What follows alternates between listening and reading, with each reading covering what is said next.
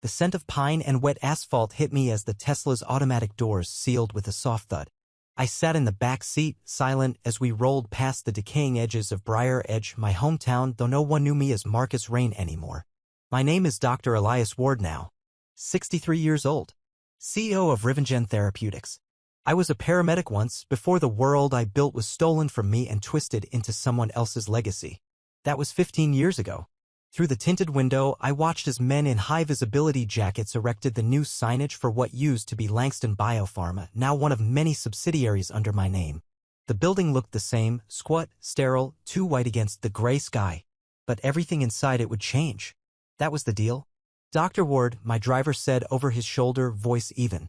We're 5 minutes from the facility. I nodded without responding. My jaw tensed as the Tesla glided to a stop by the curb. Through the windshield, I could see the transfer team finishing up. A few familiar faces. Not that they'd recognize me. Not without the scrubs, the tired eyes, or the beard I used to keep to hide the scar along my jawline, the one Calden Voss gave me with a shattered beaker in a fit of fake panic for a staged accident. I exhaled. Patch me through to Lucien, I said. My assistant's voice filled the cabin within seconds. Yes, Dr. Ward. Confirm we've secured all patent transfers and NDAs. No traces. Already done.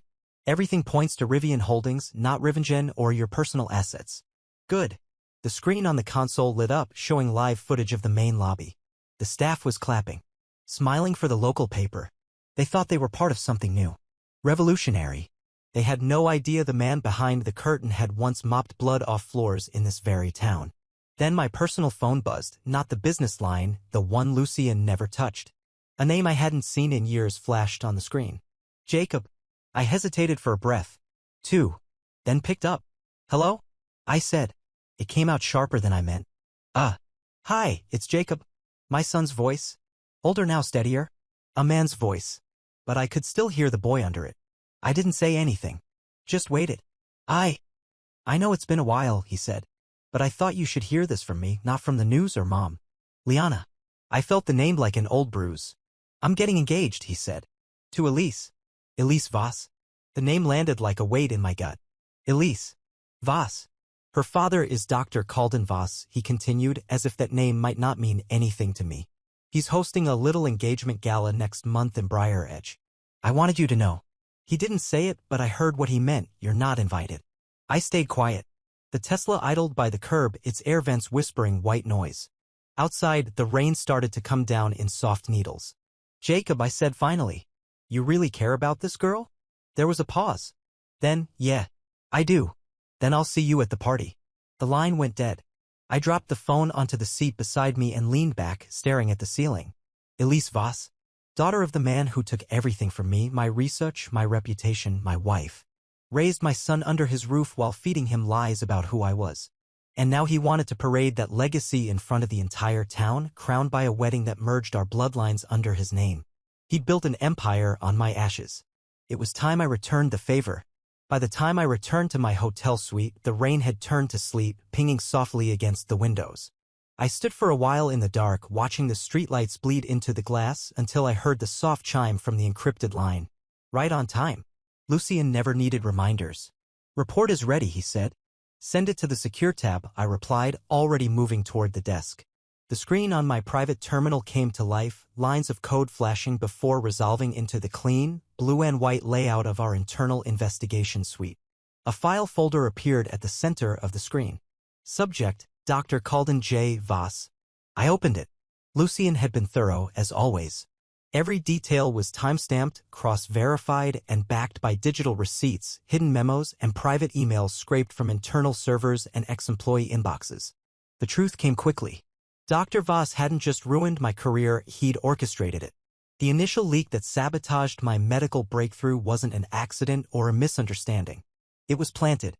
A report doctored with false data and anonymously sent to every major review board I was working with at the time. An anonymous whistleblower. The timing wasn't just suspicious. It was surgical. My breakthrough, the same trauma resilience serum that had earned me federal grants and the attention of 3 universities, was later reintroduced under a different title, published under Calden Voss's name. The side-by-side comparison Lucien had compiled left no doubt. The molecular design, the white paper phrasing, even the damn diagrams were copied. They changed a few lines, recolored the charts. But it was mine. It had always been mine. Then came the personal side. 3 months after I lost everything, Voss re-emerged in the press standing next to Liana at a charity gala. The same Liana who used to wait up for me during overnight shifts. Who used to rub my shoulders in the living room while I fell asleep with research papers in my lap.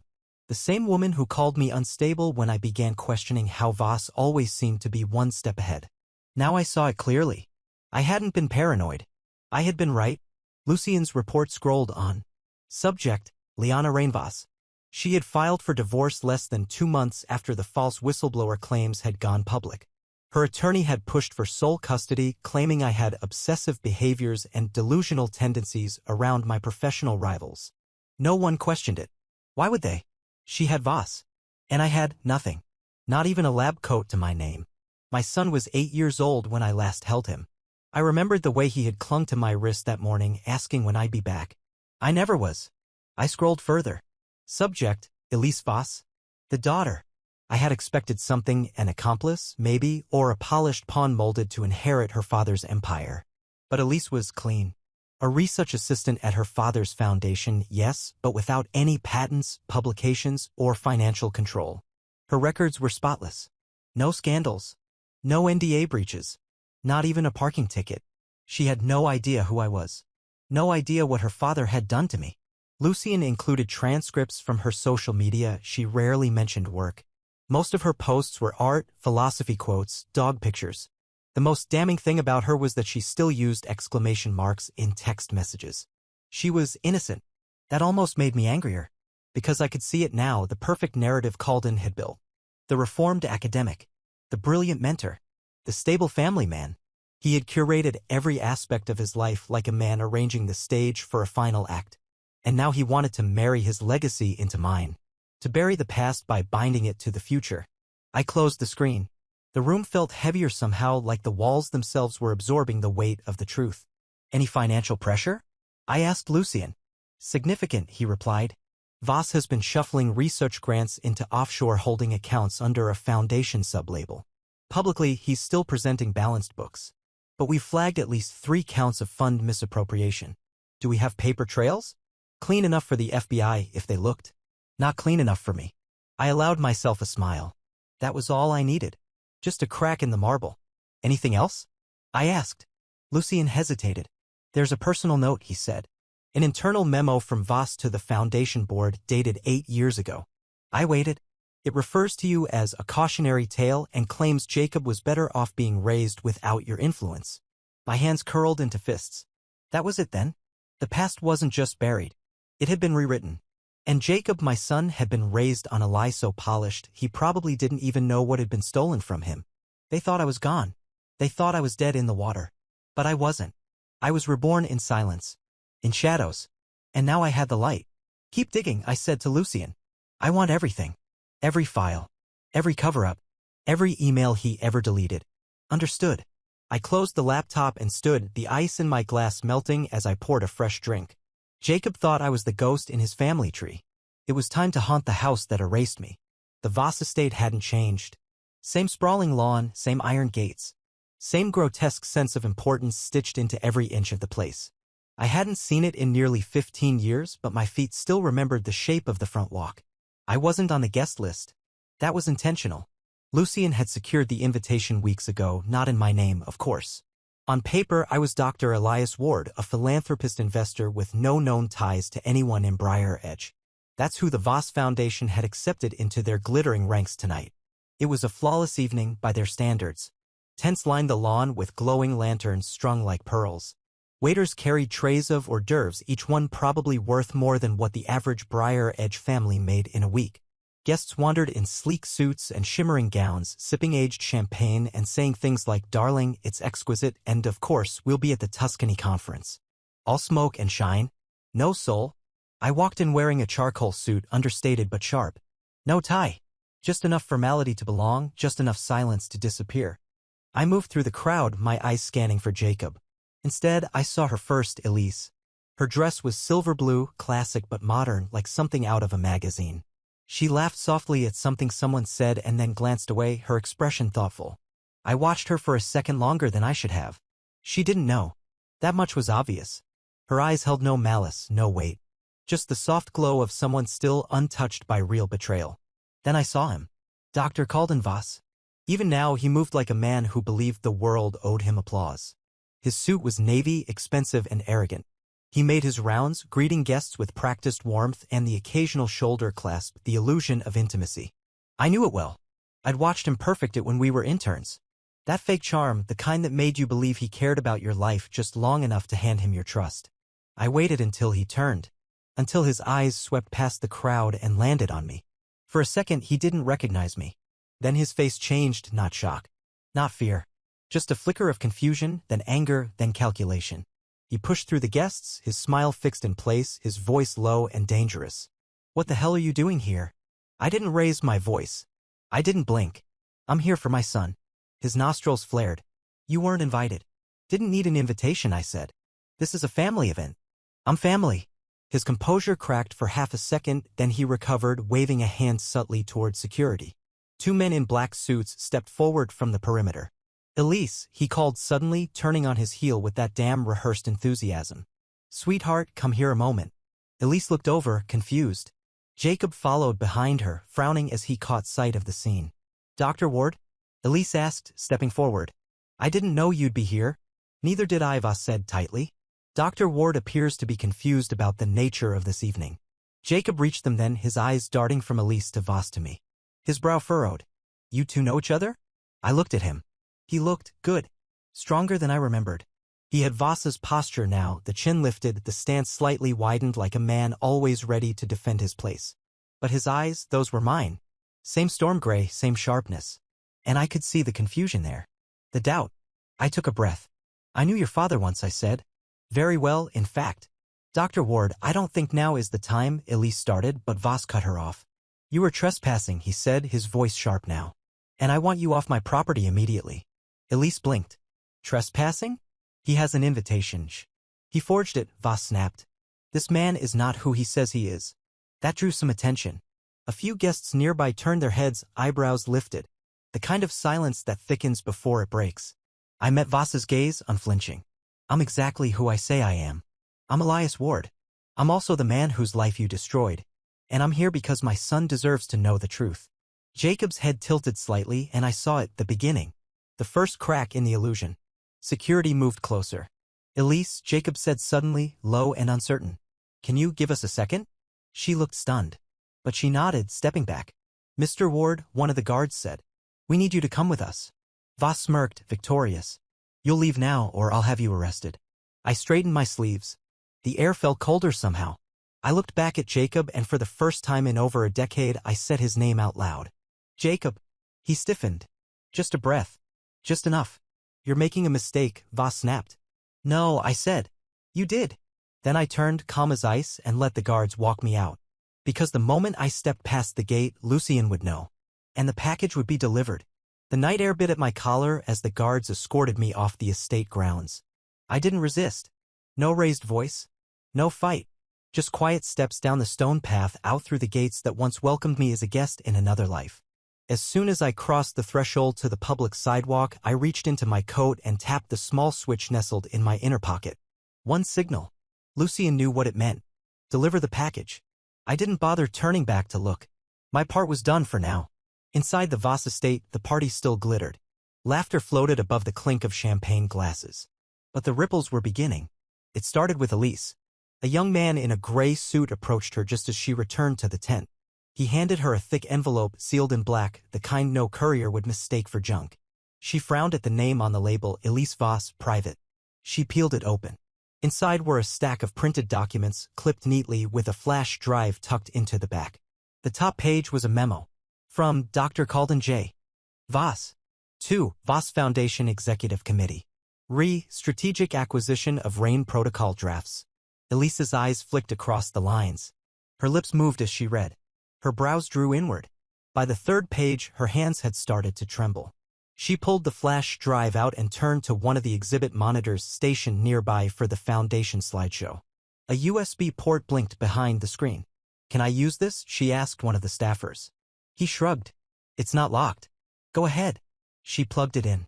The slideshow of staged lab photos and fake donor smiles vanished, replaced by raw PDFs, patent blueprints, emails, lab notebooks, designs credited to Calden Voss, with embedded metadata showing their origin, Marcus Rain, 2007. Guests started to notice. Jacob came up beside her, looking at the screen, then the envelope, then Elise. What is this? I don't know, she said, her voice thin. But your name, it's in here.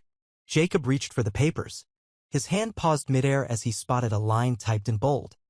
He'll never know it was his father's design. Just keep Rain's name off every draft. He took the rest of the envelope from Elise and leafed through it. Internal memos. Accounting fraud. Medical patents altered and resubmitted under Voss's credentials. A transcript of a call between Voss and a former board member, full of scorn, full of quiet threats. And then the photo. Jacob, age 9, at a Voss Foundation fundraiser, standing beside Calden and Liana. A caption in Voss's handwriting at the bottom of the printed photo. He's mine now. Let Rain rot. Elise looked at Jacob, her face pale.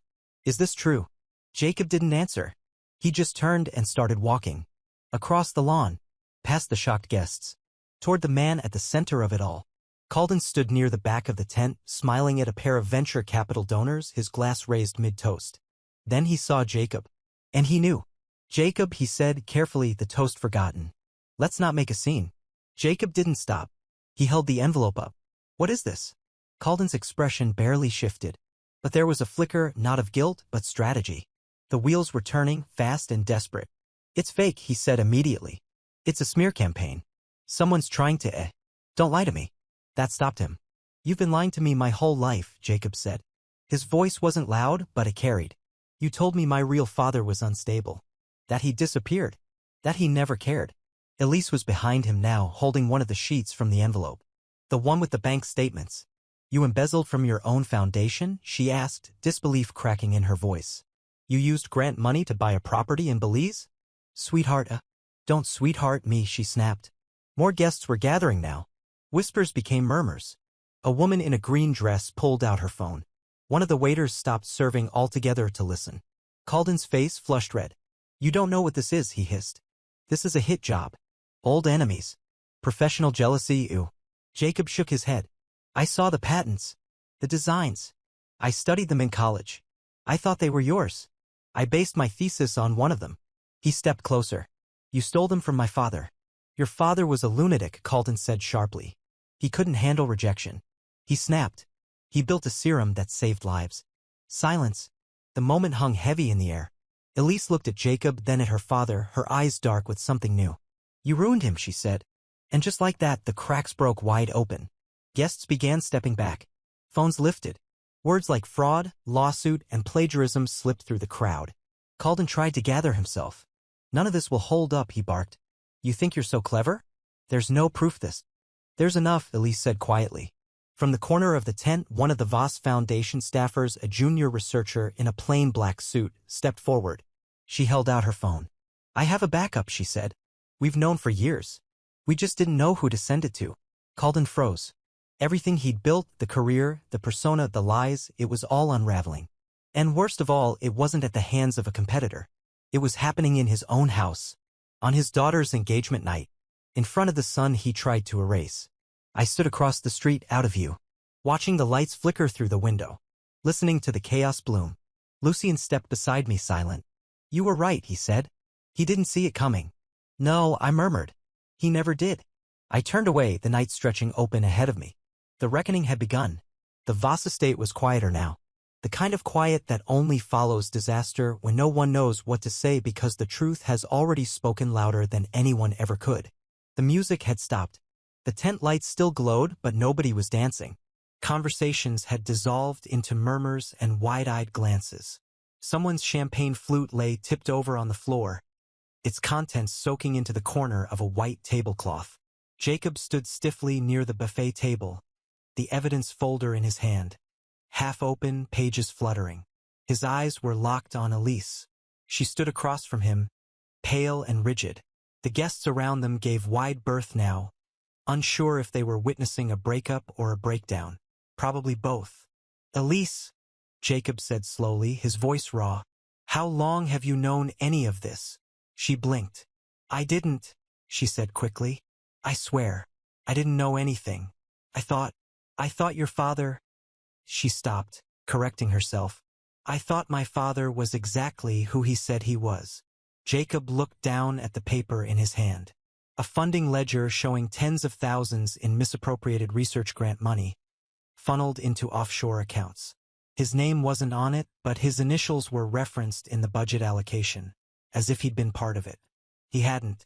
Why does this list me under the communications funnel? He asked. She looked at the page, eyes widening. I don't know. I never saw this. I never touched any of the finance records. I worked in lab support, not accounting. Jacob exhaled sharply. He was using both of us. You to shield his image, me to sell his lies. All this time I thought I was part of something good. Turns out I've just been a puppet. That's not fair, Elise said, stepping forward. I'm not him. I didn't lie to you. You're his daughter, Jacob snapped, harsher than he meant. You're the face of the foundation now. You had to have seen something. I didn't, she said, her voice breaking. You think I wouldn't have told you if I did? He didn't answer right away. His silence hit her harder than any accusation. You really think I'd protect him after all this? She asked, quieter now. I don't know what to think anymore, he said. I don't even know who I am anymore.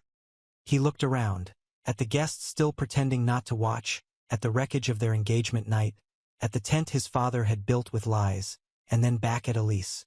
Tell me the truth, he said. If this had never come out, if that man hadn't walked into the party tonight, would you have ever questioned him? Elise opened her mouth, then closed it. The answer was written all over her face. I don't know, she admitted. That was all he needed. Jacob reached into his pocket and pulled out a velvet ring box. The ring inside, a vintage Voss heirloom, sat beneath the spotlight like a cold accusation. He held it out to her. Elise, he said, I believe you didn't know, but the truth is you're not just tied to him by blood, you're tied to him by silence. And I can't be part of that anymore. Her eyes brimmed. So that's it. I can't marry into a lie, he said. He placed the ring in her hand. Elise stared down at it, then curled her fingers around it, slow and trembling. She didn't try to argue, didn't beg. That, more than anything, told Jacob this moment was real. He stepped back, turned around, and walked away. The crowd began to shift again. Guests whispered. Couples collected their coats. The Voss name no longer held the same shine it had just hours ago. Someone muttered the word fraud, loud enough for Jacob to hear as he passed by. Another guest shook their head and said, Can you believe this? Inside the tent, Elise stood still, surrounded by strangers but completely alone. She slipped the ring box into her clutch and walked briskly toward the manor, trying to keep her shoulders straight. But her eyes gave her away.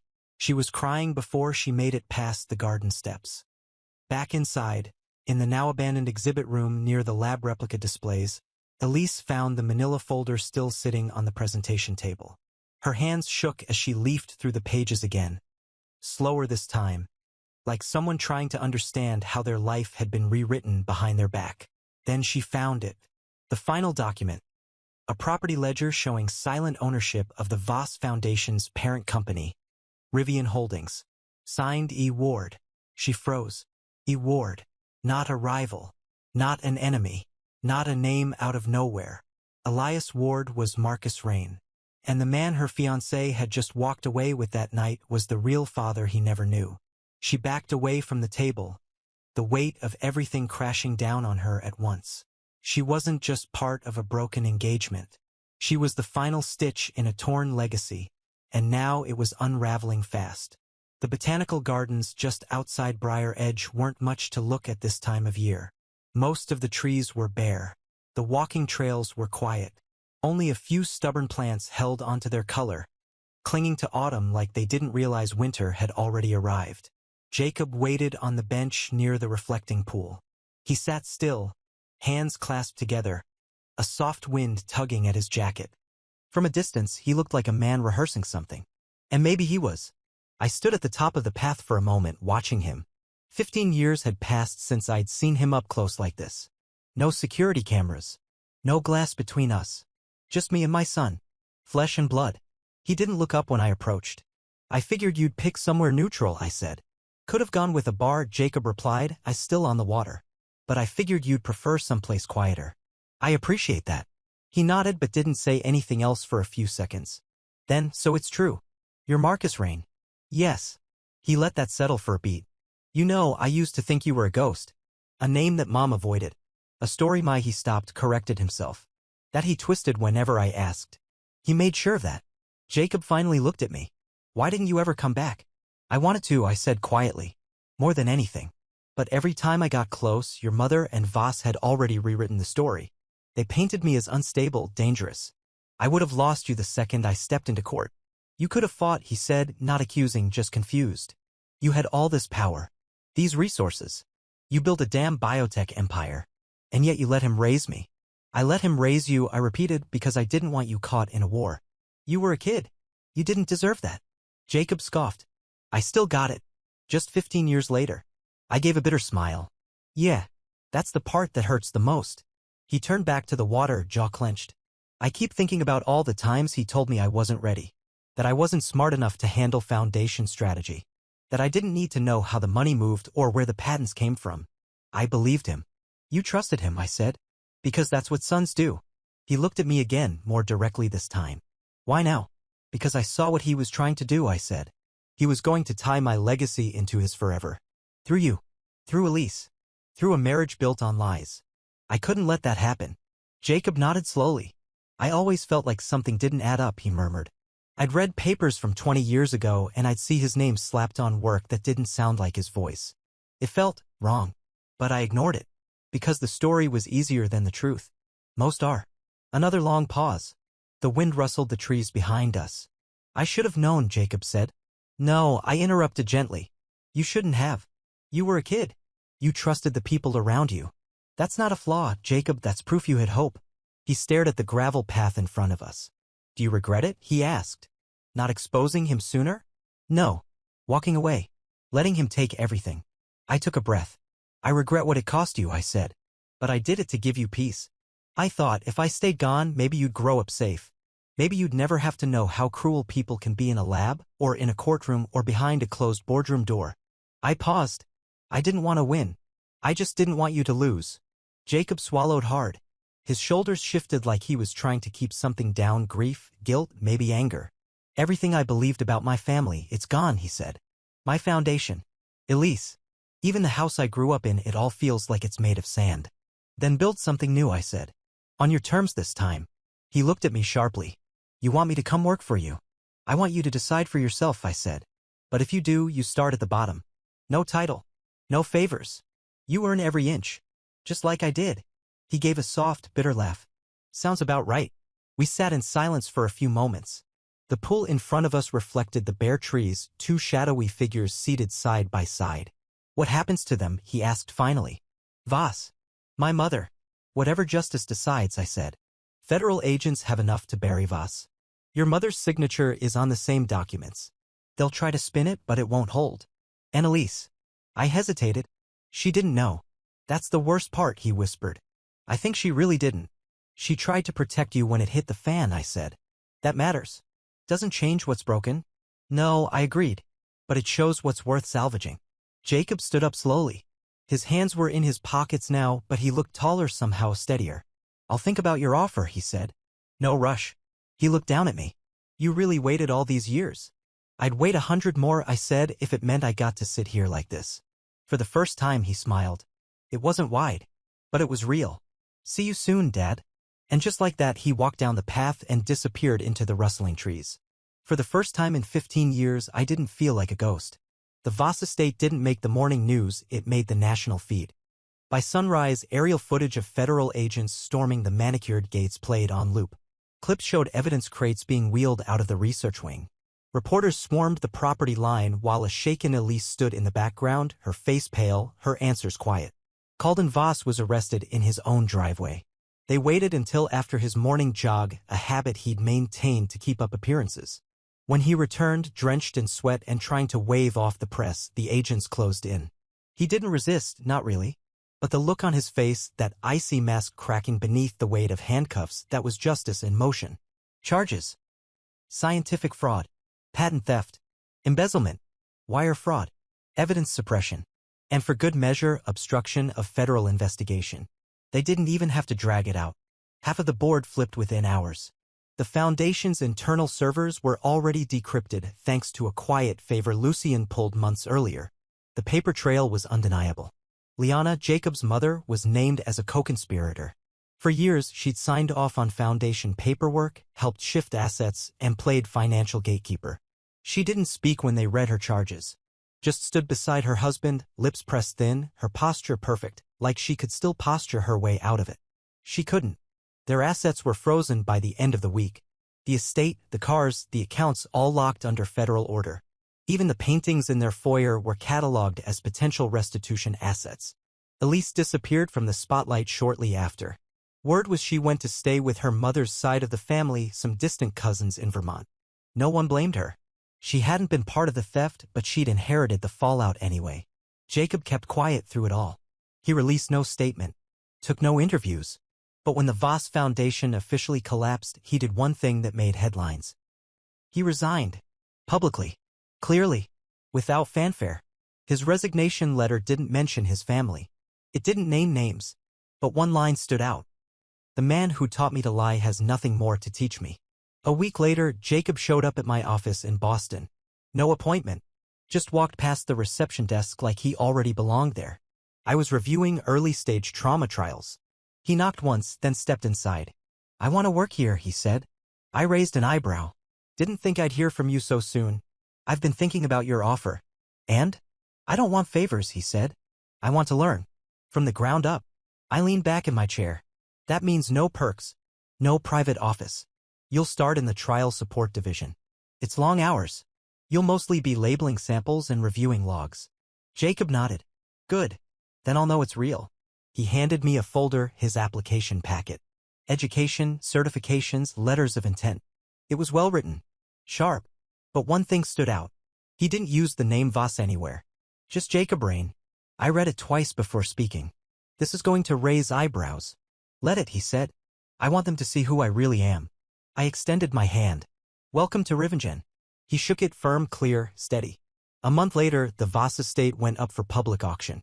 Most of the elite investors stayed away. The scandal had tainted the land. Even the Historic District Committee tried to stall it, claiming it was culturally significant. But I outbid every offer. The estate now belongs to Rivingen's trauma division. The renovation plans are already underway: new labs, therapy wings, a medical research center specializing in post-crisis cognitive restoration. A place built not on prestige, but on recovery. Lucien walked the grounds with me last week. We stood in what used to be Calden's study, now gutted down to exposed beams and dust. "Fitting," Lucien said. "What is?" "That we're turning his lies into something that actually heals people." I nodded slowly. "This was never about revenge," I said. "It was about setting things right." Outside, Jacob stood with the construction foreman, holding blueprints and pointing to an area behind the garden. He caught my eye. For the first time since the storm began, I saw something in him I hadn't seen since he was a child. Peace. Maybe not complete, not yet, but real enough to build on. 6 weeks later, the Voss estate barely resembled its past. Gone were the marble busts and velvet drapes. Gone were the golden-framed family portraits and glass-top display cases filled with awards bought, not earned. The front hall was stripped to the bones, scaffolding lined the stairwell, and echoes bounced through unfinished hallways. Where the grand piano once sat, blueprints were pinned across temporary tables cluttered with coffee cups and pens. Jacob stood near the old sunroom, now converted into a project hub. His sleeves were rolled up. His name tag didn't say chief or director. Just Jacob Rain, Research and Turn Cognitive Recovery Unit. I joined him with 2 coffees in hand. He took one gratefully. "Still can't believe we're building a neuroscience center inside my childhood home," he said. I looked around. "Feels poetic to me." He smirked. "You always were the dramatic one." I chuckled. "Careful, or I'll make you sit through one of my original research presentations." Jacob stepped closer to the window and tapped on the glass. "See that shed down there?" he asked. I followed his gaze to a small building tucked near the rear of the garden path, probably an old groundskeeper's shed. I used to sneak there as a kid, he said. Whenever I felt off, like something didn't make sense. I didn't know what it was at the time. But now. You were picking up on the lies, I said. Yeah. We stood in silence for a moment. Workers shuffled past in the hallway, rolling in equipment. Somewhere in the east wing, someone was drilling through drywall. Jacob turned to me, holding out a folded piece of paper. Elise left this on my doorstep, he said. No name. Just taped to a bag of old lab notes.